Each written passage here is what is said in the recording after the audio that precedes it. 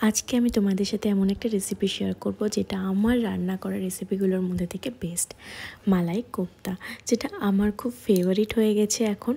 আর আমার কিন্তু অসাধারণ লেগেছিল। যদি এটা ঠিকঠাকভাবে রান্না করা যায় তবে কিন্তু অসাধারণ লাগবে। তো চলো দেখে নেওয়া যাক। প্রথমেই 250 গ্রাম মতো আমি এখানে পনির নিয়ে নিয়েছিলাম, সেটাকে গ্রেট করে নিলাম। গ্রেট করার আগে 1 থেকে 1.5 ঘন্টা বা 2 ঘন্টা মতো কিন্তু একটু ফ্রিজ করে নিতে হবে পনিরটাকে। তারপর পনিরটা গ্রেট করে নিয়ে এইভাবে হাত দিয়ে কিন্তু একটু ম্যাশ করে নিতে হবে। তারপর নিয়ে নেব একটা সিদ্ধ করা আলু, সেটাকেও ম্যাশ করে নেব। আর এরই মধ্যে নিয়ে 2 চামচ ময়দা নিয়ে সব কিছুকে ভালোভাবে মেখে নেব। অবশ্যই এটাকে ভালোভাবে মাখতে হবে, নাহলে কিন্তু দানা দানা থেকে গেলে কিন্তু সফট হবে না। তো ভালোভাবে সব কিছুকে মেখে নিয়ে তার মধ্যে দিয়ে দেব 1 চামচ পরিমাণ আদা কুচি, 1 চামচ পরিমাণ লঙ্কা কুচি আর 2 চামচ মতো কাজু কুচি। তোমরা এখানে কিন্তু কিশমিশও দিতে পারো। আমার কিশমিশ রান্নায় ভালো লাগে না, তাই আমি স্কিপ করে গেছি। দিয়ে ভালোভাবে এটাকে মেখে নিতে হবে। এর মধ্যে নুন মিষ্টি দেওয়ার কোনো প্রয়োজন নেই, শুধু এইভাবেই ভালোভাবে মেখে নিতে হবে। সফট কোফতা বানানোর জন্য কিন্তু এগুলো সব ইনগ্রিডিয়েন্টসগুলো লাগবে, আর কিন্তু সময় সাপেক্ষ, কোনো কিছু স্কিপ করলে কিন্তু হবে না। তো ভালোভাবে মাখা হয়ে গেলে কোফতার আকারে বলগুলো করে নেব। কোফতার আকারগুলো তোমরা তোমাদের মনের ইচ্ছা মতো দিতে পারো। আমি এখানে গোলাকারই করেছিলাম। কোফতাটা রেডি হয়ে গেলে এটা 5 মিনিটের জন্য রেস্টে রেখে দিতে হবে। তারপর এটাকে ময়দাতে কোটিং করে তেলে ভাজতে হবে। এটা ঘিতেও ভাজা যায়, আমি সাদা তেলে ভেজেছিলাম। সাদা তেলটা কিন্তু একেবারে বেশি পরিমাণে দেইনি, মিডিয়াম পরিমাণে দিয়েছিলাম। আর হিট কিন্তু একদম লোতে ছিল। একদম বেশি জোর দিয়ে কিন্তু ভাজা যাবে না, তাহলেই বাইরেটা পুড়ে শক্ত হয়ে যাবে আর ভিতরে তেল ঢুকে যাবে। সেই জন্য একদম হিটটাকে লোয়ে রেখে আস্তে আস্তে ধীরে সুস্থে এগুলোকে ভাজতে হবে। আচ্ছা, এগুলো ভাজার সময় লক্ষ্য রাখতে হবে যেন ঘা না লাগে, এগুলো কিন্তু ফেটে যাবে, কারণ এটা সফট নরম হচ্ছে। তো সেই জন্য বলছি, একটু ধীরে সুস্থে ওলট পালট করে ভালোভাবে ভেজে নিয়ে হালকা হাতে তুলে নিতে হবে।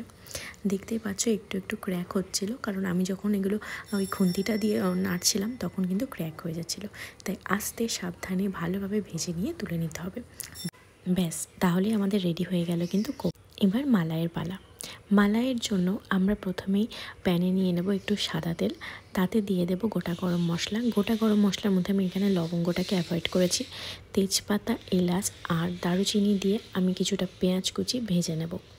পেঁয়াজটা হালকা সফট হয়ে আসলে দিয়ে দেব 3টে কিউব করে রাখা টমেটো। টমেটোগুলো দিয়ে ভালোভাবে নেড়ে নেব। একটু হালকা লবণও দিয়ে দেব। মালাইয়ের ক্ষেত্রে একদম মালাইয়ের মতো টেস্ট পাওয়ার জন্য আর একদম সফট স্মুথ হওয়ার জন্য টেক্সচারটা, তোমাদের কিন্তু এই গ্রেভিটার জন্য আমি যেভাবে বলছি ঠিক সেভাবেই তোমাদের ফলো করতে হবে। এটাকে হালকা হাতে কিন্তু ভাজতে হবে, যেন পুড়ে না যায়, ধৈর্য ধরে করতে হবে। আমি বললাম একটু লবণ, আমি কিন্তু পেঁয়াজ ভাজার সময় লবণ দিইনি, যখন টমেটোটা দিয়েছিলাম তখন কিন্তু লবণ দিয়েছিলাম, এটা মাথায় রাখতে হবে। এবার দিয়ে দেব 10 থেকে 15টা মতো রসুনের কোয়া, একটু আদা কুচি আর দিয়ে দেব একটু কাঁচা লঙ্কা কুচি। যে যেমন ঝাল খেতে পছন্দ করো তেমন তোমরা দিতে পারো। আমরা এখানে একটু কম রেখেছিলাম ঝালটা, যাতে সব রকম টেস্ট একসাথে পাওয়া যায়। তো তারপর ভালোভাবে আবারও নেড়ে চেড়ে নিয়ে এতে দিয়ে দেব 10 থেকে 15টা মতো কাজু বাদাম আর কিছুটা ধনে পাতা দিয়ে আবারও ভালোভাবে নাড়াচাড়া করে নিয়ে এতে দিয়ে দিতে হবে কিছু মশলা। অবশ্যই মশলাটা কিন্তু আমি যে পরিমাণে দিচ্ছি সেমন পরিমাণে দিতে হবে। এমন ভাববে না যে বেশি পরিমাণে দিলে কিন্তু খেতে বেশি ভালো লাগবে, এমনটা নয়। পরিমাণ মতো দিলেই জিনিস ভালো হবে আর খেতেও সুন্দর হবে। তার জন্য এখানে আমি দিয়ে দেব 1 চামচ মতো কাশ্মীরি লঙ্কার গুঁড়ো, 1 চামচ মতো ধনে গুঁড়ো আর একটু হলুদ, এছাড়া আর কোনো মশলা না। তারপর এটাকে আবারও একটু নাড়াচাড়া করে নিয়ে সাথে সাথেই জল দিয়ে দেব, কারণ এটা গুঁড়ো মশলা দেওয়া হয়েছে, তো তলায় লেগে যাওয়ার চান্সেস থাকতে পারে। জল দিয়ে একটু নরম হয়ে আসলে, মানে নরম হওয়ার জন্য 10 থেকে 15 মিনিট টাইম দিয়ে নরম হয়ে আসলেই এটাকে নামিয়ে নিয়ে গ্রাইন্ড করে নেব। গ্রাইন্ড করে নেওয়ার পর এটাকে অবশ্যই কিন্তু ছেঁকে নিতে হবে। ছেঁকে না নিলে কিন্তু মালাইয়ের মতো টেক্সচার আসবে না, এই সব কিছু দানা দানা কিন্তু থেকে যাবে। তারপর সেম কড়াইতে একটু বাটার, একটু সাদা তেল দিয়ে কাশ্মীরি লঙ্কার গুঁড়ো দিয়ে একটু নাড়াচাড়া করে নিয়ে আমি কিন্তু এই গ্রেভিটা বা মালাইটা দিয়ে দেব। দিয়ে একটু ফুটে আসলে স্বাদ মতো নুন দিয়ে দেব। যারা মিষ্টি খেতে চাও একটু চিনি দিয়ে দিও হালকা, আমি এখানে চিনিটাকে অ্যাভয়েড করেছি। আর একদম ফুটে আসলেই দিয়ে দেব ফ্রেশ ক্রিম আর কসুরি মেথি। অ্যাটলিস্ট আমাদের প্রসেসিং কমপ্লিট, ফুটে আসলেই আমরা নামিয়ে নেব আমাদের মালাই। কোপ্তাটা মালাই করার পরে করলেই ভালো হয়, সেক্ষেত্রে কিন্তু কোপ্তাগুলো একদম গরম গরম থাকবে, তো মালাইটাকে কিন্তু সোক করবে ভালোভাবে।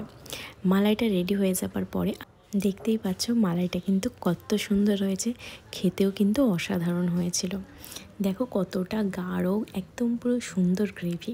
এবার সাজিয়ে নেবার পালা। তো লেয়ারে লেয়ারে কোপ্তাগুলোকে সাজিয়ে নিয়ে মালাইটা এভাবে ঢেলে দিতে হবে। তারপর গার্নিশিংয়ের জন্য একটু ফ্রেশ ক্রিম আর ওপর থেকে কস্তুরি মেথি ছড়িয়ে দিলেই ব্যাস আমাদের রেডি মালাই কোপ্তা। তো কেমন লাগলো অবশ্যই জানিও।